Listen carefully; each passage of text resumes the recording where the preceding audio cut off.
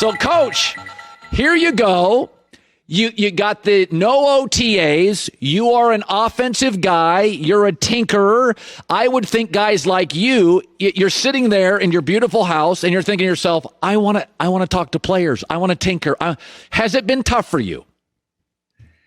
Colin, great. Thanks for having me on. No, you know what? It started out a little tough just because it was new. But we've all adjusted really well. The players have been awesome. Our IT department, our coaching staff, the way we've handled everything has been really good. And I think that for us, just adapting that way, it's been fun. It's the new, and I think we're learning a lot through each other. So it's been good. So a couple years ago, I started watching your games, and I said, I've been watching football for 40 years. This feels very Andy Reid, Kyle Shanahan, play designing.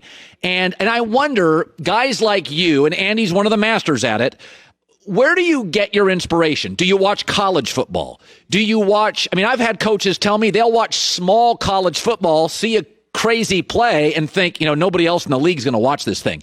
Where do you get, because every time I watch you, Matt, I see a curveball. I see something I didn't see the previous week.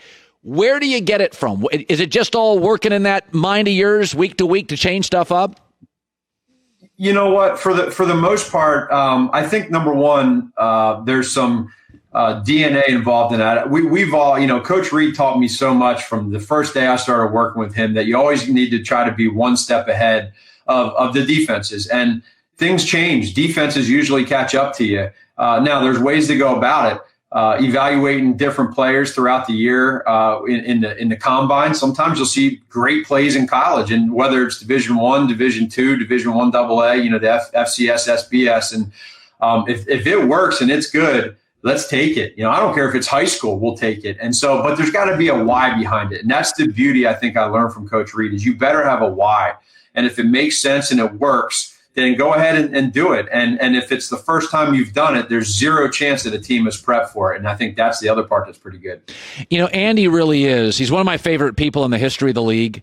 It's funny. If you look at Belichick's record, he's got winning records against everybody. Then all of a sudden you look at Belichick against Andy Reid, and Andy doesn't have a system week to week. Andy's going to give you different looks like you, and that's hard to prepare for. When was the first moment as a young football coach with Andy Reid that you just, an epiphany, you knew, I got to be around this guy. He is teaching me things I've never heard before. How long did it take you to realize that with Andy?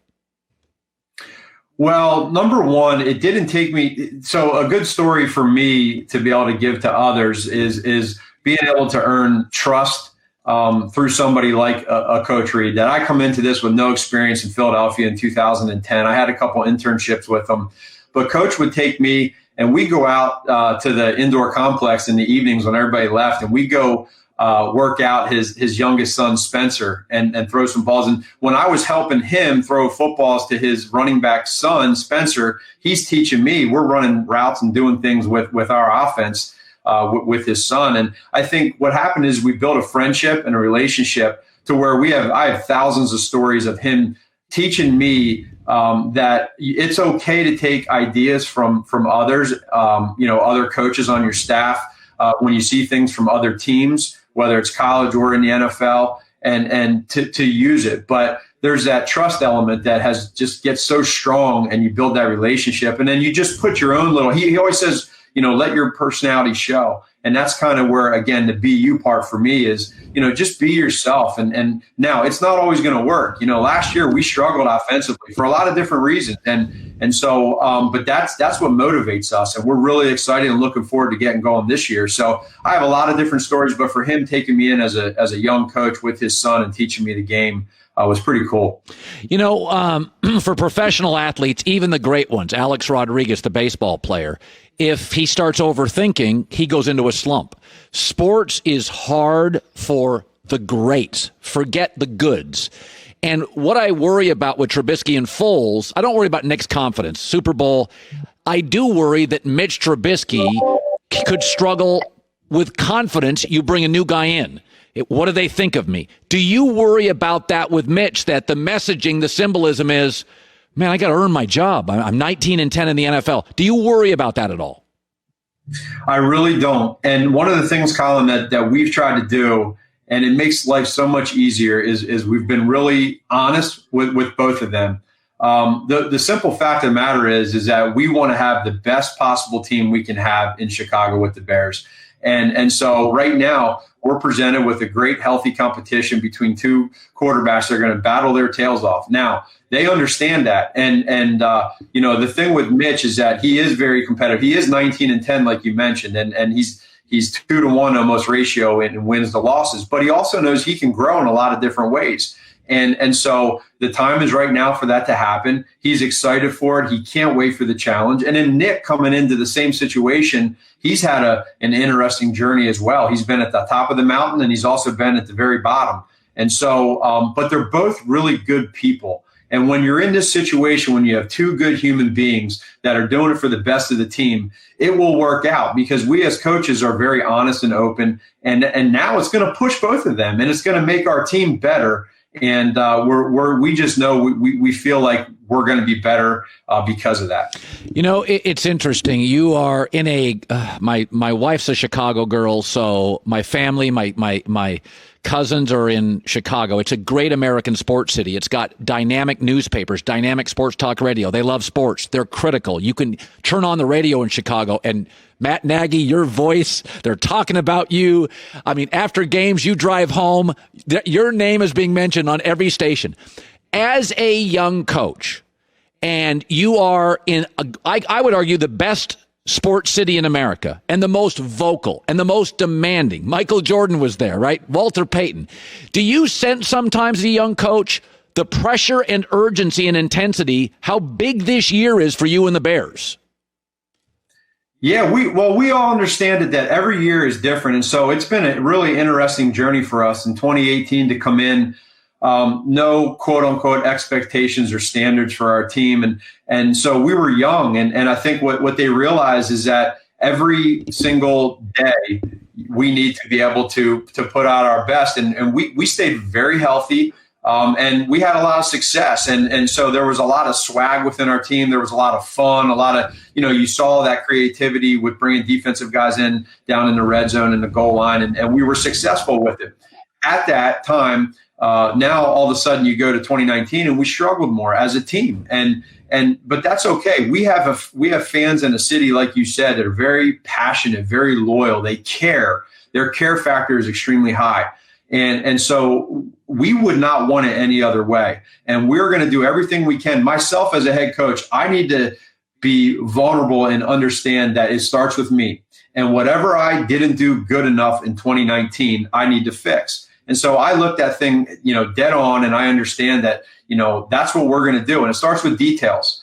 Details. It starts with being, attactive and aggressive are words that we're using a lot. And trust. We've had 2 years of a great culture now. We never gave up after losing 4 games in a row last year. And that's a credit to our players and our coaches that we stuck together and gave ourselves a chance. And so we're really looking forward to 2020. It's funny. Joy and I were talking about this, that in every industry, ours included, there's fundamental changes. And sometimes they work for your benefit. Sometimes they don't. My son's techie. The world's becoming increasingly techie. So I tell my son all the time, there's going to be a million jobs. You're just going to have to find which one you like because you're into tech. And, if I was born now, I wouldn't be into tech. It was built for, me. You're a coach. And for when you were 10 years old and 12 years old and maybe 20 years old, it was a defensive world. I mean, the Steelers, I think of all these great teams. It was defense. It was Ray Lewis. And then all of a sudden, about 7 years ago, there's a big sea change, and it's we're opening up this game. Go back to your early coaching days, and maybe it's Andy Reid, when you realized that you are the future, that everybody's looking for you, and it was not that way 20 years ago, Coach. Yeah, for sure. I go back to the start in 2013 when we first got to Kansas City with Coach Reid, and I'll never forget when he walked into one of our first staff meetings just with the coaches. And he walked in and he said, okay, boom. And he puts down our 2-minute package. And he talks about how we're going to implement these plays to help us play fast. And really, right away at that time, you're thinking, oh, wow, this is going to be interesting. But what you come to find out is that there was a method to his madness. And what he was trying to do was basically get as many reps as he possibly could with a new team in 2013 in Kansas City and steal extra reps. And he just said that we're going to play faster. But there was a method behind why he was doing it. And so in time then with Alex and doing some of the zone read stuff and the RPO things, it just started growing. And Alex was good at it. Coach Reid loved it. It was staying one step ahead. It wasn't as much West Coast as what we did in Philadelphia. And it's taken a life on, of its own. And you look at now with what they did last year, winning the Super Bowl, Colin, it's different than what it was 2 years ago when I was in Kansas City. Wow. And again, there's different. Now there's a lot of the similarities, but there's different plays that I'll call coach up in the middle of the week and say, what the heck play was that? Because I don't remember that one. And he'll start giving me the chuckle about it was up on his whiteboard and like all these different colors. But that's what's so cool. And so, I try to be the same way with what we do. And it keeps it fun for the players. It doesn't stay monotonous. Now, you still keep the root of the good stuff, but you want to be different. You want to stay ahead of guys, and I think you're starting to see more and more of that. By the way, minute left. Your last year in Kansas City, they drafted Patrick Mahomes. So take me to the play that you went, oh, Lord, what do we have here? What was the moment you knew this is just not like a lot of other people that have ever done this? So it was the last game of the regular season, and we had already locked up a playoff in 2017. And we sat Alex, and Patrick had his first start. And so he goes out there, and we were playing against Denver, and he goes in and starts making these throws on the first drive, and you kind of say, well, we've been seeing that in practice, but here he is doing it in the game elements.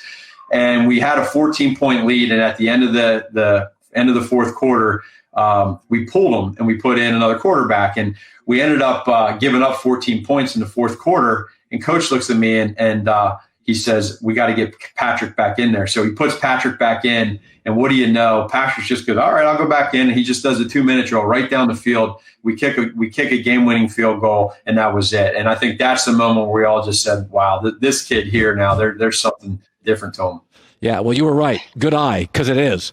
Matt Nagy, Chicago Bears head football coach, one of the really smart young guys. Absolute pleasure. Can't wait to see you again. I go to Chicago as often as I can with my wife, Ann, and we want to meet you guys, and I can't wait, and I'm rooting for you, Coach. Thanks a lot, Colin. I can't wait. I appreciate it, man. You're the best, and appreciate your show. You do awesome things. Thank you. All right, Matt Nagy, Chicago Bears. Hi, everybody. Thanks for watching. Subscribe here to get the latest from the show.